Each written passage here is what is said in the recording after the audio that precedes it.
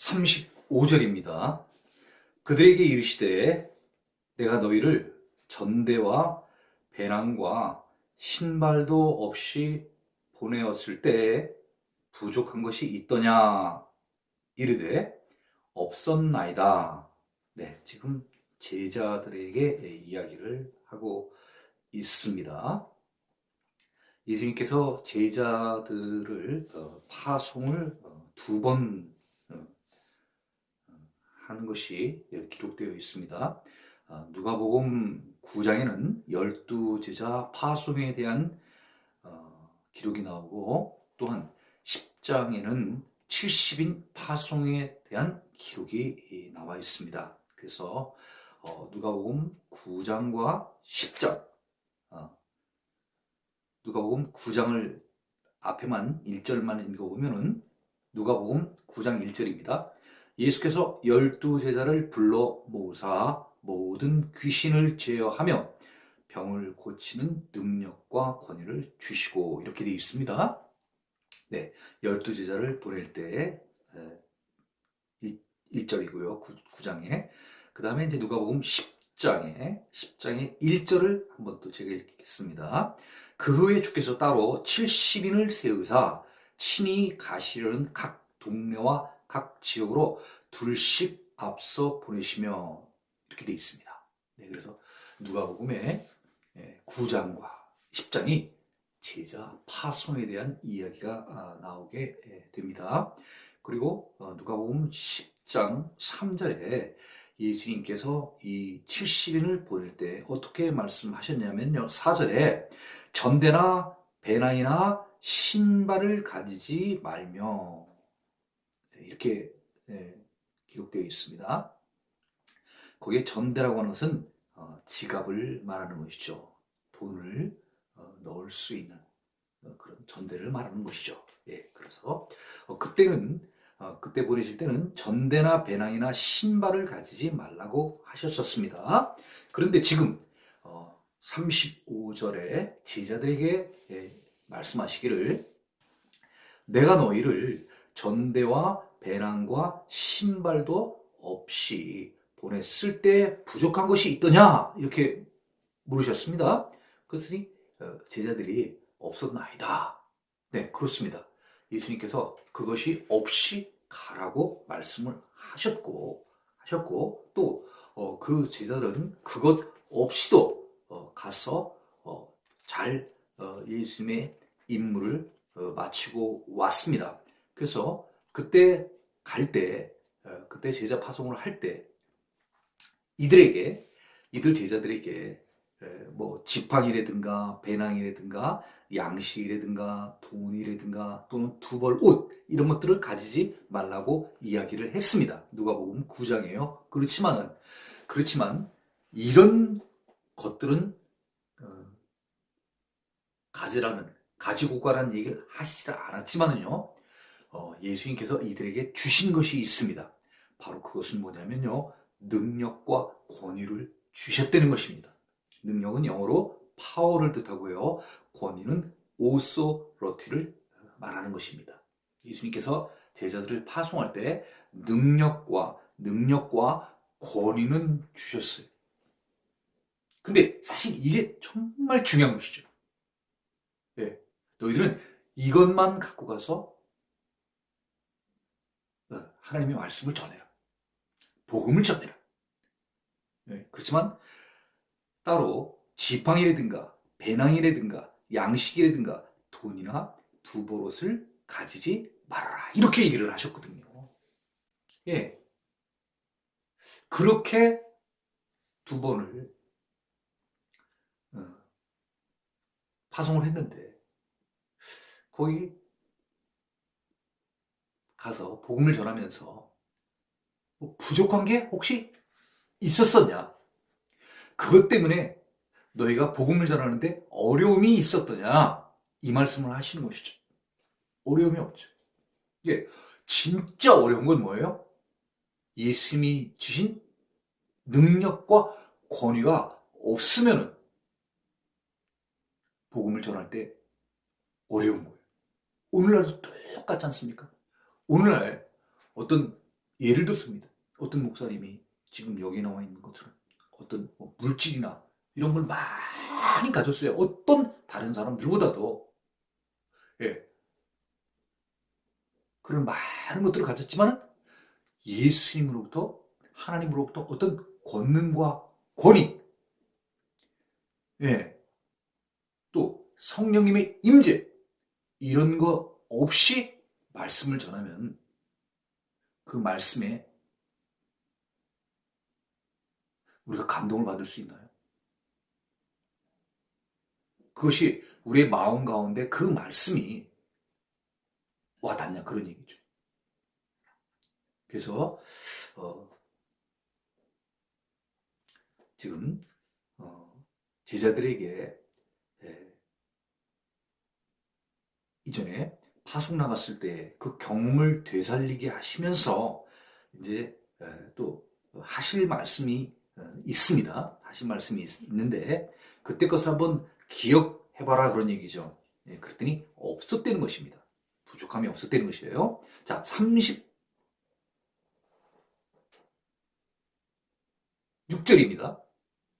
이르시되 이제는 전대에 있는 자는 가질 것이요 배낭도 그리하고 검없는 자는 겉옷을 팔아 살지어다. 네, 이제는 이런 표현이 있습니다. 옛날에 12명, 70명 제자 파송을 할 때는요, 전대라든가 돈주머니라든가 배낭, 또 신발 같은 것들, 이런 것들이 필요가 없었다는 거예요. 네, 그렇지만 이제는, 그러면 상황이 좀 바뀌는 것을 의미하는 것이죠. 이제는 전대에 있는 자는 가질 것이요 배낭도 그리하고 검없는 자는 겉옷을 팔아 살지어다, 이렇게 표현되어 있습니다. 한번 36절을요 새 번역으로 한번 읽어보도록 하겠습니다. 새 번역입니다.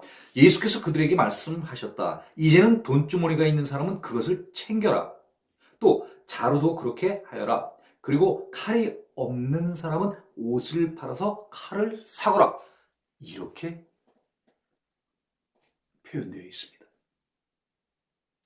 상황이 이전하고는 좀 달라지는 거예요. 그러면 이제부터 달라지는 상황은 무엇을 기준으로 해가지고 이렇게 달라지는가?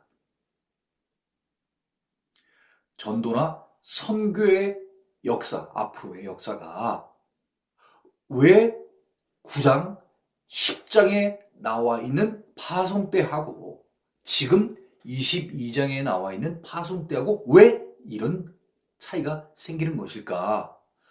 네, 답은 간단합니다. 그것은 예수님 이전의 제자 파송과 예수님이 이제 이 땅에서 승천하신 이후에 전도 방법, 선교 방법이 다르다는 것을 알 수 있습니다. 다시 말하면 예수님이 계시면서 제자들을 12명, 70명을 파송할 때는 그 가는 지역이 그렇게 먼 지역이 아니었었어요. 그래서 신발을 꼭 굳이 두 벌을 갖지 않아도 되는 거예요. 그냥 신발 하나면 그냥 그 지역 한번 다 돌고 올 수 있는 거예요. 그렇지만 이제 앞으로 예수님이 이 땅에 계시지 않은 이후에 이 제자들이 앞으로 전도를 하러 나가야 될 그곳은 가까운 거리가 아니라 먼 거리라는 얘기죠. 전대라는 의미도 똑같습니다. 가까운 거리에 있기 때문에 특별히 돈이 필요가 없어요. 그냥 마음만 먹으면 하루, 이틀 그냥 걸어서 올 수도 있는 그런 지역이에요. 또 대부분이 어떻습니까? 다 예수님 살아계시는 동안에 가서 전도했던 곳들은 대부분 다 유대 지방이에요. 그렇지만 앞으로의 이후의 사역은요, 유대 지역뿐만 아니라 유대와 사마리아와 땅 끝까지 이루는 이런 전도, 이런 사역이 이루어질 것을 예수님께서는 아시기 때문에 다른 지방, 다른 나라로 가다 보면은 당연히 돈이 필요하죠. 화폐가 필요한 것입니다. 뭐 마차를 타야 될 때도 있을 것이고 배를 타야 될 때도 있을 것이고, 예, 다시 말해서 앞으로의 환경은 예수님이 계시면서 이루어졌던 이 유대 지방에 국한된, 제한된 이런 전도가 아니라는 것이죠. 새로운 전도 시대가 열린다는 것을 예수님께서는 지금 이야기하고 계신 것입니다. 자, 그래서 예수님께서는 미래에 일어나게 될 일들을 잘 아시기 때문에 제자들이 알 수 없는 이야기들을 하시는 거예요. 예. 다시 한번 36절 읽어보겠습니다. 이르시되 이제는 다시 말하면 이제부터는, 정확히 얘기하면요, 예수님이 안 계신 때를 얘기하는 거예요. 이제는 전대에 있는 자는 가질 것이요, 돈주머니가 있는 자는 옛날에는 어떻게 했어요? 놓고 가라 그랬어요. 근데 이제는 그거를 가질 것이라는 거예요. 배낭도 그렇다는 거예요. 우리 어디 갈 때, 여행 같은 데 갈 때 쉽게 해가지고 우리가 가까운 인근에 있는 어디 뭐 친구네 집이나 이런 집 갈 때 우리가 배낭 갖고 가진 않잖아요. 왜 그래요? 금방 갔다가 돌아올 거니까 그렇게 배낭을 갖고 갈 필요가 없는 거예요. 근데 이제부터는 배낭을 갖고 가려는 거예요. 배낭에 필요한 것들을 준비를 해야 되는 거예요. 왜냐하면 이제 그 전도와 선교가 가까운 거리가 아니기 때문에 배낭도 그래서 준비하려는 거예요. 검이 없는 자는 겉옷을 팔아. 아니, 검 사는 기준이, 칼 사는 기준이요, 겉옷을 팔아 사려는 거예요. 아니, 겉옷이 얼마나 중요해요. 네? 이 팔레스타인 지역 같은 경우는 저녁에 춥대잖아요. 저녁에 날씨가 일교차가 굉장히 심한 거예요. 낮에는 덥고 저녁에는 쌀쌀하고 겉옷을 이렇게 덮고 자야 되는데, 자기의 그 어떤 건강을 위해서는 굉장히 필요한 건데, 이 필요한 것보다도 더 필요한 게 뭐냐면 칼이 필요해요. 그죠? 어느 게 지금 필요해요? 예수님께서 지금 겉옷이 굉장히 중요해요. 저녁에 잘 때 필요한 거니까. 이게 중요해. 근데 이걸 팔아가지고 이걸 사래요. 왜요? 이게 이거보다 중요하다는 거예요. 칼이 겉옷보다 중요하다는 거예요. 이제 전도를 나갈 때는 이것도 중요하지만 이게 정말 중요하다는 거예요. 이 말은 무슨 말이에요? 검을 준비하라는 얘기예요. 야, 너희들 앞으로 이렇게 어려운 때가 온다는 거예요. 위험한 때가 온다는 걸 상징적으로 얘기를 하는 거예요. 이 칼 준비해가지고 뭐 할 건데요? 에? 동물 잡아먹어요? 아니라니까요. 강도하고 싸울 거야. 아니, 제자들의 신분이 뭐예요? 원래 뭐 하던 사람들입니까? 이거 금을 던지던 사람들이에요. 어부들. 그쵸? 그 다음에 뭐 세리, 예? 이거 하던 사람들이, 그 칼 쓰는 사람들이 이길 수 있어요? 못 이겨요. 상징적으로 이제 내가 이 세상을 떠나고 앞으로 내가 너희들에게 부탁한 선교명령, 복음을 땅끝까지 전하라는 이 예수님의 지상명령을 너희들이 수행해야 할 때는 비단 이 유대뿐만 아니라 사마리아와 모든 땅끝까지 너희들이 다니면서 복음을 전해야 될 때, 그때는 너희들이 새로운 지역, 새로운 민족들, 그런 민족들을 만나러 다닐 때에는 반드시 돈도 필요할 것이다. 그래서 전대를 준비해라. 그 다음에 또 그 가는 길이 다시 쉽게 돌아올 수 있는 길이 아니기 때문에 배낭에 너희의 전도하기에 필요한 그런 생활 용품들을 다 배낭에 준비를 하고, 그 다음에 또 너희는 마음의 어떤 준비를 단단히 하여라. 너희가 이제 새로운 지역을 가다 보면 나쁜 사람들도 만날 수 있기 때문에 너희들 스스로가 안전을 우선시해라. 조심해서 다니라는 얘기예요. 언제 어떤 사람들이 너에게 해를 줄지 모르니까 이 유대에서 생활했던 것처럼 그렇게 안전치가 않을 것이라는 것을 상징적으로 얘기를 해주는 거예요. 그래서 겉옷을 팔아 검을 사라는 거예요. 그럼 단순하게 생각을 해가지고 정말 이 얘기 딱 듣고 가가지고 이 떡을 탁 팔아가지고 검 하나 딱 갖고 와가지고 검 사왔습니다. 예수님께서 얘기하시는 건 그런 뜻이 아닙니다. 자,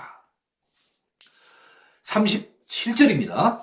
내가 너에게 말하노니 기록된 바 그는 불법자의 동료로 여김을 받았다 한 말이 내게 이루어져야 하리니 내게 관한 일이 이루어져 감이니라. 37절 세 번역으로 한번 제가 읽어보도록 하겠습니다. 30절 내가 너에게 말한다. 그는 무법자들 속에 끼어서 같은 무리로 몰렸다고 기록된 이 성경 말씀이 내게서 반드시 이루어져야 한다. 과연 나에 관하여 기록한 일은 이루어지고 있다. 무슨 뜻입니까? 이미 성경에 내가 어떻게 되어야 된다는 것을 이미 기록한 데가 있다는 거예요. 그래서 그 기록한 대로 내가 선포되어지고 예언되어진 그 나에 관한 말씀, 그 말씀이 이루어질 수 있도록 나는 그 길을 가게 된다는 것이죠. 다시 말하면 뭐예요? 지금 예언이 성취되고 있다는 거예요. 실현되고 있다는 거예요. 그 예언이. 자, 그럼 그 예언은 도대체 무엇이냐? 이사야 53장 12절입니다. 이사야 53장 12절. 이사야 53장은 우리가 잘 알고 있는 장이죠. 그렇죠? 거기에 12절을 제가 한번 읽겠습니다.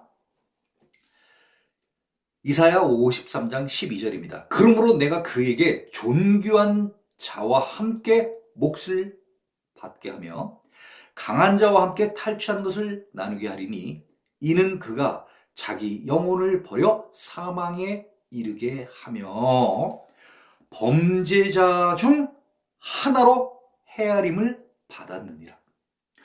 범죄자 중 하나로 헤아림을 받았느니라.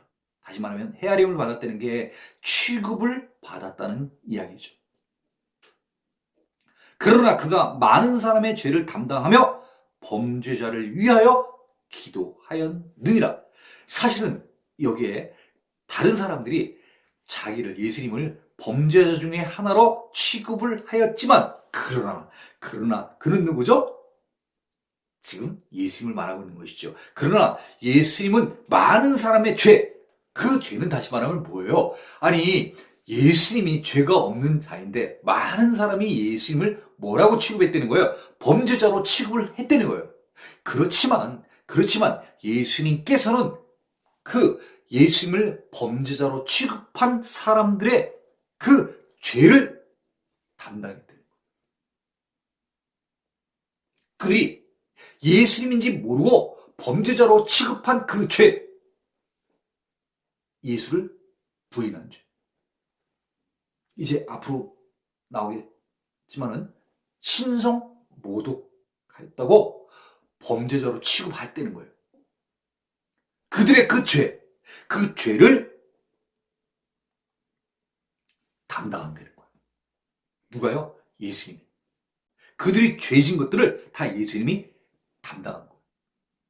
그래, 내 잘못이다. 내가 너희들의 죄를 내가 맡으마. 그러시고 그 유다 백성들, 전체적으로 이스라엘이 지은 그 모든 그 죄를 진 그 이스라엘 백성들을 위하여 기도했다는 거예요. 어디에요? 이사야 53장 12절에. 역설적이죠. 이스라엘 백성들은 예수님을 범죄자라고 했어. 범죄자 취급을 한 거. 그렇지만 범죄자라고 취급당한 이 예수님께서는 그들의 죄를 담당하시면서 그들을 위해서 기도했다는 거예요. 자, 벌써 이사야 시대는 굉장히 오래전 얘기 아닙니까? 오래전 얘기죠? 한 700년 됐나요? 그쵸? 자, 오래된 그 이전에 이사야 선지자를 통하여서 예수님이 메시아가 오실 것을 이미 예언하신 거예요. 그리고 그분이 오시게 되면 어떤 자로 취급받는다는 거죠? 범죄자로 취급을 받게 된다는 거예요. 그러면 범죄자로 취급을 하면 예수님 상당히 기분이 나쁠 거 아니에요. 뭐라고? 야, 내가 하나님의 아들로 왔는데 나보고 범죄자라고? 야, 너희들 그게 나한테 할 말이야? 내가 누군데? 예수님께서는 이렇게 얘기 안 하신다는 거예요. 오히려 반대로 그들을 불쌍히 여긴다는 거예요. 그리고 그들이 지은 죄를 저들이 져야 되는데 본인이 지신다는 거예요. 그리고 그들을 위해서 기도하신다는 거예요. 오실 자의 모습을 이미 예언해 놓으신 거예요.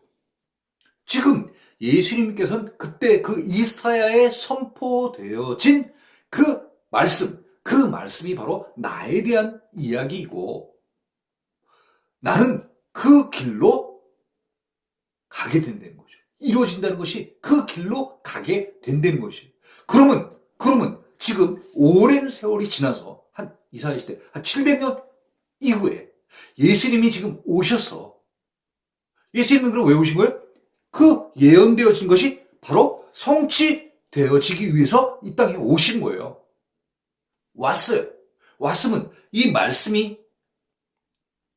말씀대로 되어져야 되는 거죠. 그러면 말씀이 되어지려면 이게 바로 그대로 이루어져야 되니까 이 사람들이 예수님을 어떻게 취급해야 되는 거예요? 범죄자라고 얘기를 해야 되는 거예요. 불법자, 범죄자. 이렇게 그런 취급을 해야 되는 거예요. 그럼 예수님은 그런 취급을 당연히 받을 수밖에 없는 거죠. 그러시기 위해서 오셨으니까. 그리고 또 뭐 있죠? 그들의 죄를 담당을 하신다는 거예요. 그들의 죄를. 예수님이 자기 죄를 담당하시는 게 아니라 저들의 죄를 담당한다는 거예요. 죄를 담당한 게 도대체 뭐죠? 구약시대 제사로 보면 소가 죽고 양이 죽는 것은 왜 죽는 거예요? 그 제물을 드린 사람의 죄를 속량하기 위하여, 죄사함 받기 위하여 그 동물들이 죽는 거예요. 드리는 사람을 위해서.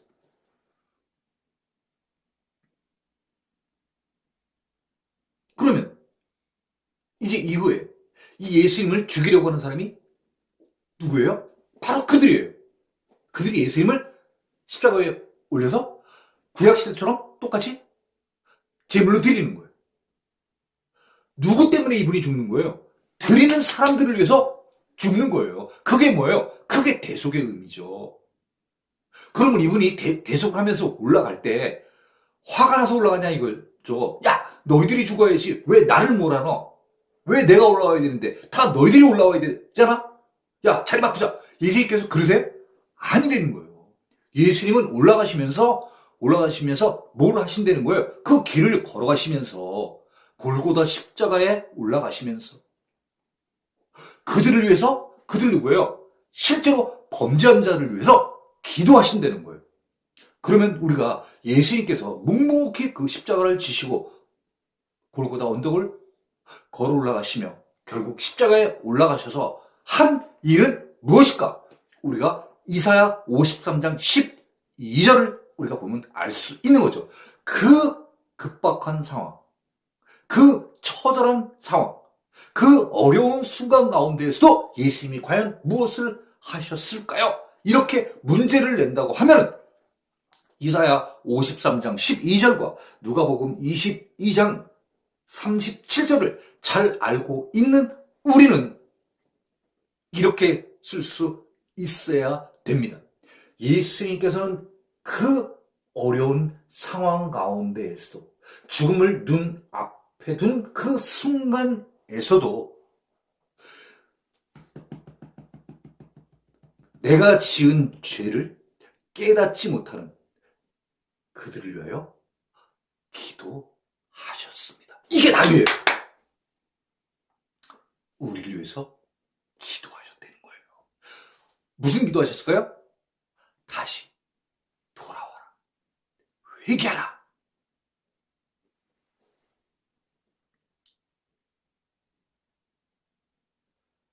자, 37절 세 번역으로 한번 다시 읽어보도록 하겠습니다. 37절입니다. 내가 너에게 말한다. 그는 무법자들 속에 끼어서 같은 무리로 몰렸다고 기록된 이 성경 말씀이 내게서 반드시 이루어져야 한다. 과연 나에 관하여 기록한 일은 이루어지고 있다. 이렇게 되어 있습니다. 이렇게 되어 있습니다. 현재 진행형으로 되어 있네요. 그러니까 계속해서 지금 일이 진행되고 있다는 걸 얘기를 하고 있고요. 자, 38절입니다. 그들이 여짜오되 주여 보소서 여기 검들이 있나이다. 대답하시되 족하다 하시니라. 네, 똑같이 세 번역으로 38절 읽어보겠습니다. 제자들이 예수께 말하였다. 주님 보십시오. 여기에 칼 두 자루가 있습니다. 예수께서 그들에게 넉넉하다 하고 말씀하셨다. 누가 급하게 쫓아가서 겉옷 팔아가지고 검을 사온 게 아니라 무슨 뜻입니까? 평상시에 칼 갖고 다니는 자들이 되는 거예요. 그죠? 그 칼은 호신용으로. 왜요? 어떻게 보면 저 위에 갈릴리 지방에서 살았어요. 갈릴리 지방에서 살다가 뭐 베레아를 거치고 또 사마리아 지방을 또 거치고 하는 이런 오늘 우리로 따지면은 저 그 위에서부터 이렇게 쭉 내려오는 거죠. 뭐 함경북도에서 뭐 평안도 거쳐가지고 황해도 거쳐가지고 서울 한양 땅에 이렇게 쭉 내려오게 될 때 이렇게 여러 지방을 거치듯이 거칠 때는 다 어떻게 보면 내 살던 고향이 아닌 만큼 목소리도 다르고 이런 것들이 다르기 때문에 칼 같은 것을 호신용으로 준비할 수가 있을 수 있겠죠. 네, 그래서 지금 제자들이 예수님께서 조금 전에 칼 얘기를 했더니 아주 자랑스럽게 주여! 예? 우리 주님 아까 칼 얘기하셨죠? 우리 칼이 여기 있어요. 딱 보여주는 거예요. 이렇게 자신 있게 정말 제자들은 얘기를 했는데 그걸 보시면서 예수님께서는 대답하시되 족하다 하시니라. 네, 족하다 이렇게 돼 있죠. 영어는 that's enough 이렇게 돼 있어요. enough 충분하다 이런 뜻이죠. that's enough 그래 되겠다. 왜?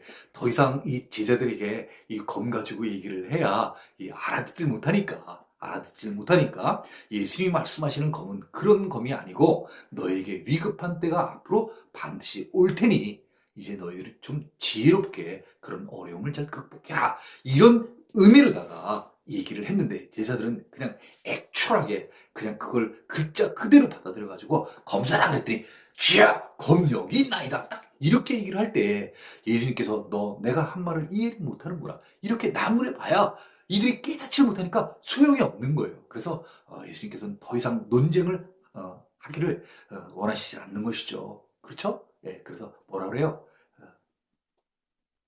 여기 지금 촉하다 이렇게 돼 있습니다. 또 지금 새 번역 같은 경우에 넉넉하다 이렇게 얘기를 했습니다. 영어 번역 아마 그대로인 것 같아요. 넉넉하다 그러는데 이렇게 얘기했는데 넉넉하다 그렇게 얘기하는 건 좀 우리 좀 이해하기가 좀 힘들죠.